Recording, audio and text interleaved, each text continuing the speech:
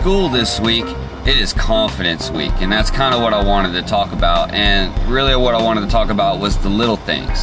So this is something that I know I've been guilty of with my own child multiple times, and it's something that I've been trying to make up for a couple of years now. But doing what I do, I'm also his coach.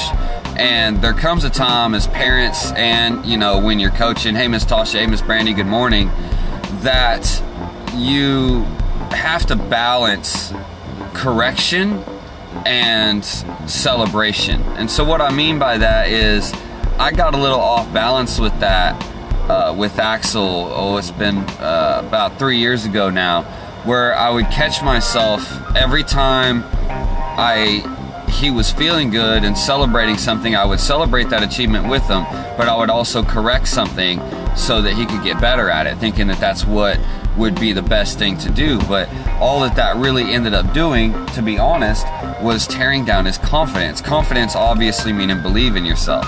Now, confidence isn't something that generally comes naturally. I don't know what that was about. It popped up and said there was Wi-Fi available. There's no Wi-Fi available here. I don't know what that was about. Anyway, confidence is not something that's generally comes naturally for a lot of people. Generally, confidence is something that is earned through accepting challenges and then overcoming obstacles. And so if you're really low on yourself, you're really down on yourself, or you have a child who's really down on yourself, yeah, silly phone, I don't know, there's no Wi-Fi here, down on themselves, then even the small things, even celebrating the tiny things, can help bring a kernel of confidence back at a time. Because confidence is earned through overcoming those obstacles. But too many times we look at the big concept and then we go, and I have made Axel guilty of this. So for example, many of you guys saw my live video from Ozark Mountain Nationals. He lost that match by 1 point. And yet, I was so proud of him. He did a really, really good match. Even all the judges were super impressed. They come up and made sure that he knew they were super impressed with his technique and his tactics. He just got caught in that last second, right?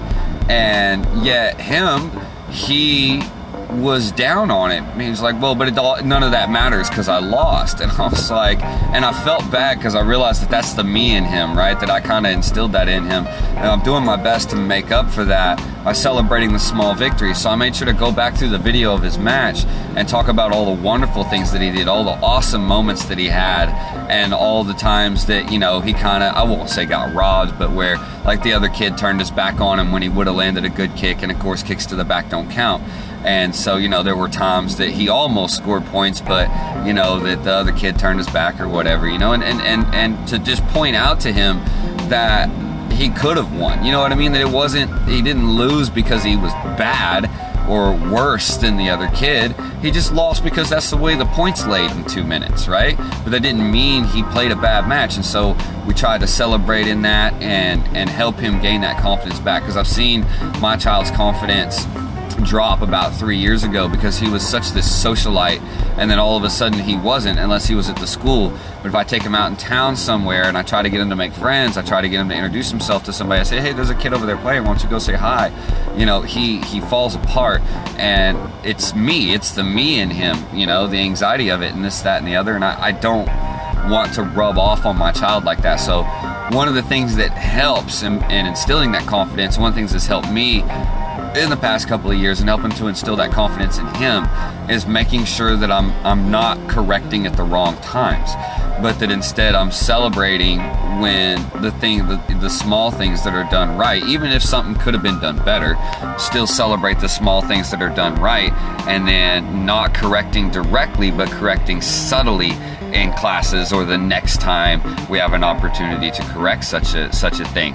Now, I'm not really talking about behavior. What I'm talking about is that, like I say, confidence and self-esteem, which, like I say, is earned through overcoming obstacles, right? So the thing is so many of us get to a point that we've lost so many times that we start to run away from the challenges because we're just tired of losing and all the consequences that come along with losing. But there's got to come a point where we all get together and we start realizing that in order to succeed, you have to lose, you have to fail. And so failing cannot be something we teach our children as a bad word anymore, right? As a bad thing. We have to learn to teach our children that failure is a good thing. It is the path to success, and that failure is a necessary part of success, and to not be afraid of failure, but instead run towards it. So I was so proud when I was doing that live video from Ozark Mountain, and I caught Axel and was talking to him. It was before his sparring match, but I was so proud of him when he said he was, what was his quote for you guys that were on there? Something about how he'd been thinking about last night, whether he was going to win or lose, and just decided he'd find out today, right? And that was a big leap for him, you know, to come to that point from where he had been, which was just always scared that, oh, I'm gonna lose, and then thinking that he would have to win to make everybody happy. And I never wanted him to feel like he had that kind of pressure on him, because at his level, you know, there aren't any other advanced rank, there's not very many advanced ranked children his age. And honestly, I tried to hold him back, and he knows I've tried to hold him back, and that's probably what hurt his confidence a little bit. And yet at the same time, he keeps overcoming every challenge I put in front of him, and so I've never been able to hold him back. But when we go to tournaments, he ends up having to do exhibition matches mostly against kids who are older, bigger, stronger, and more experienced.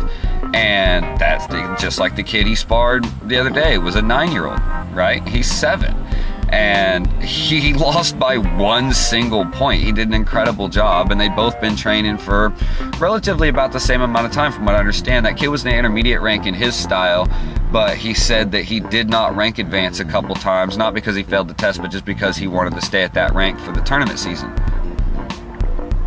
Which is something a lot of people do when they're really into tournaments, right? They'll hold a rank for a whole tournament season so that they don't have to jump ranks in the middle of the tournament season.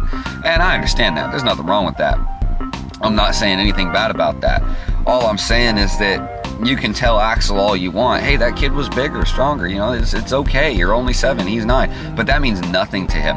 It's like D, right? So Tosh is on here, he sees D do something, and he'll go, oh, you know, he'll get upset with himself because he'll try it, and he'll go, oh, I can't do it. And I'll say, yeah, you can, you just got to keep trying. And he'll be like, well, D can do it. And I was like, well, yeah, but D's 14, and he's been doing it, you know, he's been trying at it for a long time. And to Axel, though, that just doesn't matter. If he sees someone else able to do it, he thinks he should be able to do it as well. And that's really hard on his confidence. So I've been really trying to teach him to even celebrate in his failures, even celebrate when, you know, things aren't going his way, even celebrate when he's losing, just to find one small thing that he knows he did well, such as in that match, he scored a 3-point jump spin kick to the head off his heels moving backwards, which is just something you very rarely see that in black belt sparring, right? And he scored that point, and I was like, look at that though, look at that. And he had a bunch of people come up to him that weren't even judges and scorekeepers that were like, that was some like ESPN worthy stuff right there. Like that was a beauty, you know, some of his defensive sides and stuff. Oh, is D like that too? Like age doesn't matter, right? And he's like, I'll tell Axel, I was like, it's okay, bud, you're 7. You got lots of time to catch up to where D's at on different things. And he just doesn't matter, right? He's, oh, I should be able to do it now. And he'll keep working at it, but then he'll fail a few times, and then he'll get where he gets scared of trying because he thinks he should be able to do it now.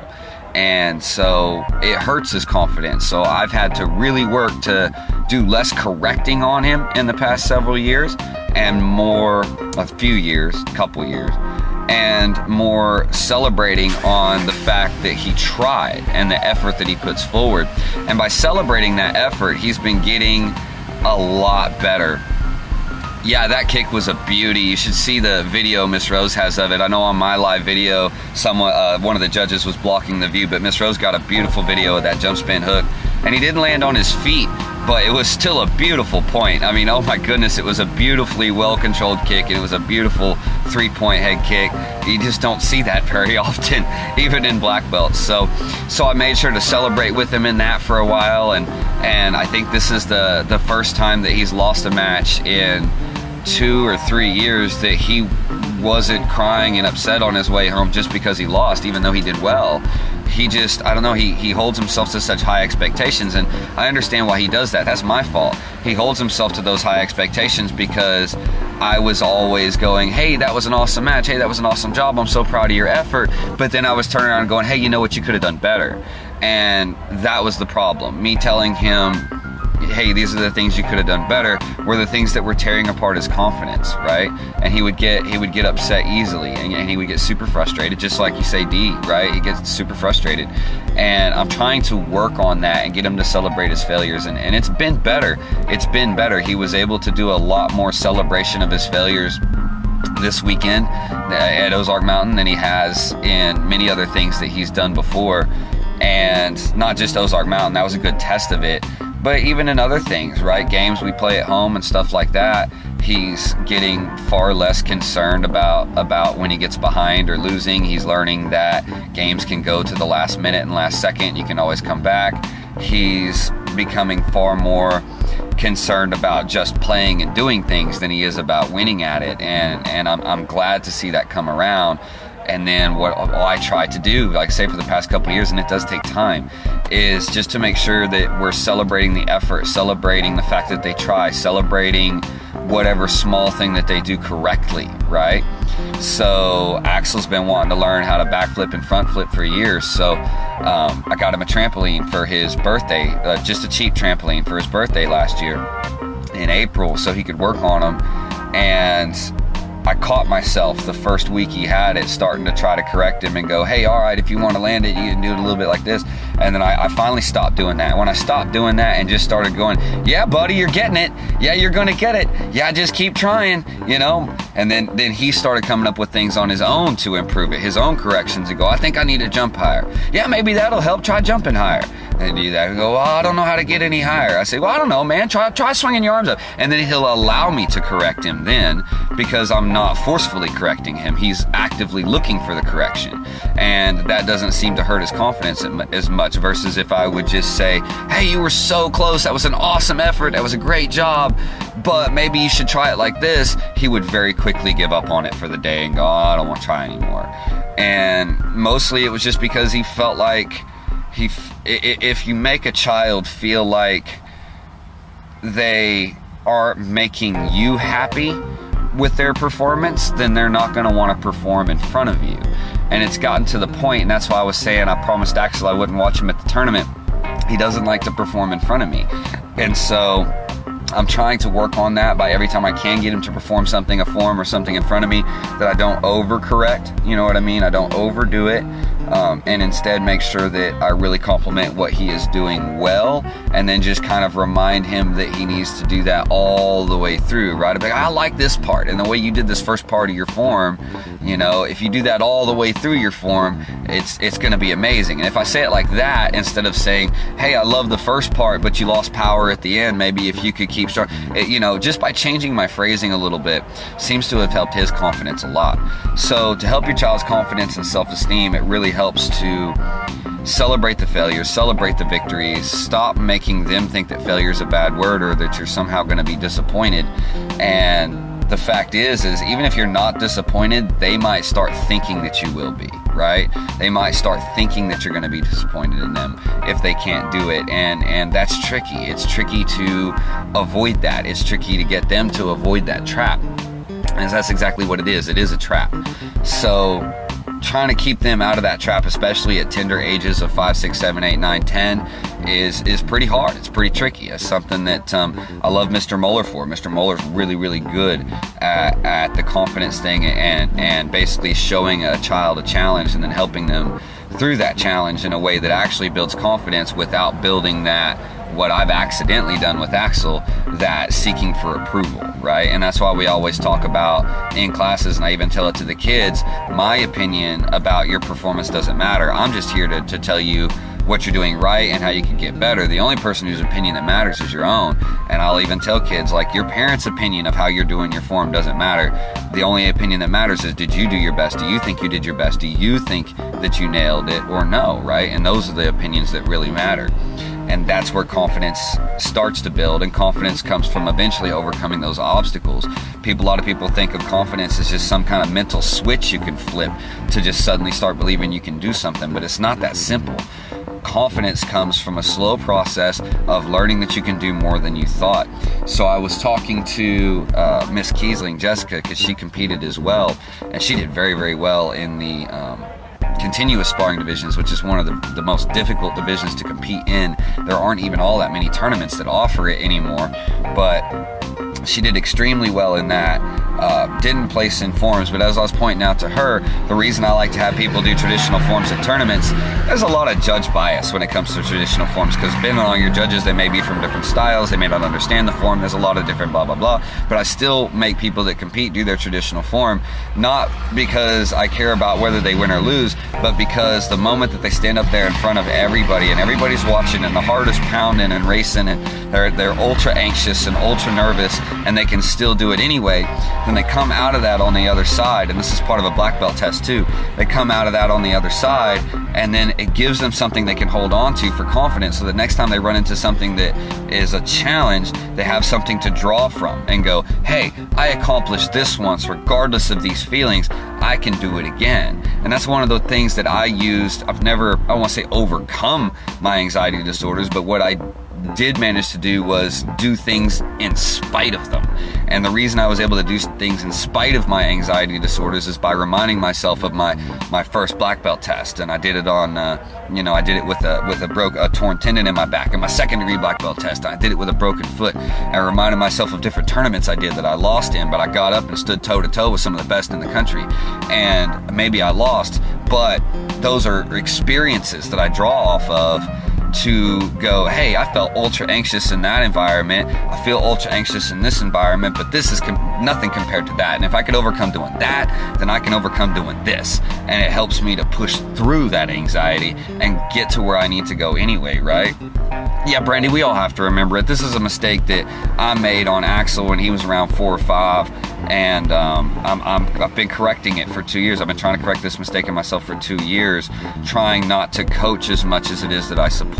So, hey, Axel, oh, now he's listening to me. Hey, buddy. So most kids, is what I was trying to say, most kids don't quit sports or activities a tournament or at class. We get this all the time, right? I get parents that call us up and go, I don't know, it's just like, he comes to class and he loves it, but and always has a good time, but then it's hard to get him to come to class. Now that can be for one of 3 or 4 reasons, and I have an article that's written about this from a colleague of mine. One, it could be that they're having fun at home and they just don't want to change up what they're doing, or maybe they're tired. But one of the big reasons most kids quit a sport is because of the ride home. It's because of dad going, hey, why didn't you score that goal? Hey, why didn't you try this? Hey, you should have kept your hands up better, right? So if a kid comes to sparring class and they do okay, but they had a rough day at sparring class, maybe they had their hands down and took a couple of light shots to the head, we got gear on and everything. It's the ride home where mom and dad's like, hey, you should have kept your hands up. And of course, we tell them to keep their hands up too. I'm not saying we don't coach them, but hey, you should have kept your hands up. Hey, you should have done this. But you know what? The kids don't worry about our approval. They worry about their parents' approval. And then the person that they're worried about the approval, that parent, whether it's you as a mother or father, that they want the approval from, on the ride home from that sparring class starts talking about all the things they wish their kid would have. Well, you should have kept your hands up. You would have done better. Maybe if you'd have thrown this, you would have done better. Maybe if you'd done this, you would have done better. That's where kids quit. Kids quit activities at that point. Same thing with soccer, basketball, football, any of it. If you go watch a kid play a game of soccer and they felt pretty good about the game, or they had the game or whatever, then on the ride home maybe they lost and they're upset, and on the ride home you're just trying to help as a parent. You say, well, maybe next time if you try this, if you do this, if you do some sprints or something before the next one so you get your cardio up, whatever it is, then it's that correction from the parent, the person that they want that approval from, that will make them quit the sport, because then they start thinking that they're never going to get that approval. And they're not worried about getting approval from their coaches. They do want approval from their coaches, but they also understand that that's what a coach is there for, is for that correction. But the parent is kind of the safe place, right? So if the parent starts acting like the coach, that's where kids quit sports. And that's one of the biggest reasons kids quit sports. And as I have found in my own experience with people that have quit for that reason, where I've had kids or tried to quit or whatever, because sometimes they stay, is the first thing I ask the parents is after I talk to the kid a little bit, and then the first thing I'll ask them about, what the ride home is like after the last class they had, or after something that made them feel bad, or the tournament they did, or whatever. And I ask them, well, what do your parents say about it? Are your parents proud that you tried? Are your parents proud you competed? And then I usually over half the time, get answers like, well, they told me I should have done this better. They told me I should have listened to my coaches better. They told me I should have focused better. They told me I should have this. And I was like, okay, so that's why they're wanting to quit. That's why they're not wanting to come to class, is they want to come to class because they want to have fun, and the class is fun, and the coaches are fun, and they enjoy that. But the ride home with the parents, where the parents are overcorrecting things that, yes, we've been correcting, and maybe we were trying to correct in class, but then the parents supporting that correction sometimes is what ends up causing the child to want to quit or not want to come to class again, because they're worried that they're going to come home and the parent, the person they want love and approval from more so than their coach, is going to start giving them that disapproving thing, right? And so it becomes where they start to fear going to class, because that becomes a danger zone to losing their safe space with their parent. Does that make sense? Right? And so that's why it's important to have coaches that do things, that make corrections, instead of necessarily coaching your own kids in sports, which is a problem that I've had. And so I've hired Axel a couple of other coaches. Yes, it costs me money that I don't really have, but I find it important to have him train with Mr. Moeller, to have him train with Mr. Garvey, to have him train with the guys at this parkour gym across the city, because he's not as worried about their approval as he is mine. Takes me out of the coach's position and allows me to become the safe place for him again, right? Because I'm not the one doing the correcting. Someone else is doing that. And they recognize that person is supposed to correct them. But when the parent starts correcting too on the way home, and that parent's the person they seek approval from because they want that love and support, then that's where kids quit. That's where kids quit sports most of the time.